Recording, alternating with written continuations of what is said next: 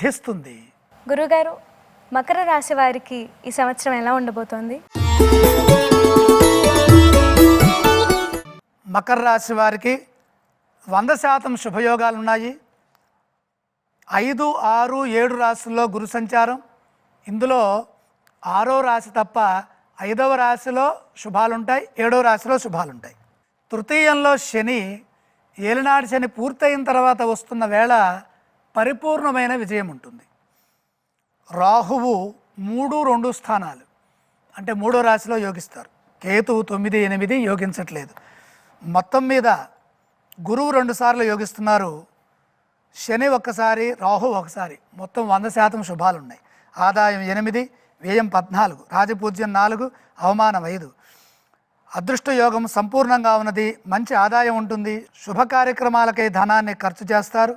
ఆదాయానికి మించిన ఖర్చులు గోచరిస్తున్నప్పటికీ కూడా ముందు వెనక ఆలోచించి బంగారు భవిష్యత్తుకై ఆ ఆదాయాన్ని సద్వినియోగం చేయండి. రాజపూజ్యం చాలా బాగుంది. శ్రమకు తగిన గుర్తింపు ఉంటుంది. సమాజంలో గౌరవం పెరుగుతుంది. కీర్తి ప్రతిష్టలు పెరుగుతాయి. శాంతంగా మాట్లాడితే విమర్శించేవారు తగ్గుతారు. సంవత్సర ఆద్యంతాల్లో దేవగురువైన బృహస్పతి శుభస్థానాలైనటువంటి పంచమ, సప్తమ రాసుల్లో ఉండటం వల్ల మంచి ఫలితాలు ఉంటాయి. కుటుంబపరంగా, సంతానపరంగా, మిత్రపరంగా కలిసి వస్తుంది. అధికారుల నుండి ప్రశంసలు ఉంటాయి. పెద్దల నుండి తగినంత ప్రోత్సాహం లభిస్తుంది.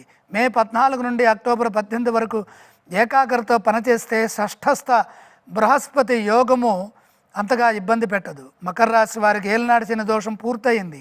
తృతీయ స్థానంలో శని శుభాలను ఇస్తున్నారు. ఉద్యోగంలో అభివృద్ధి, ఆర్థికాభివృద్ధి మొదలైన శుభాలుంటాయి. రాహు సంవత్సరం ప్రారంభంలో కొంత సహకరించనప్పటికీ రాహువు తృతీయ స్థానంలో యోగిస్తారు. అలాగే కేతువు సహకరించట్లేదు. కేతు ధ్యానం చేసుకుంటే మంచి జరుగుతుంది. మకర రాశి వారికి 100% అదృష్టం సంపూర్ణంగా ఉన్నది. విద్యలో బాగా రాణిస్తారు. ఏకాగ్రత ప్రయత్నం చేయండి. ఆశించిన విజయం లభిస్తుంది.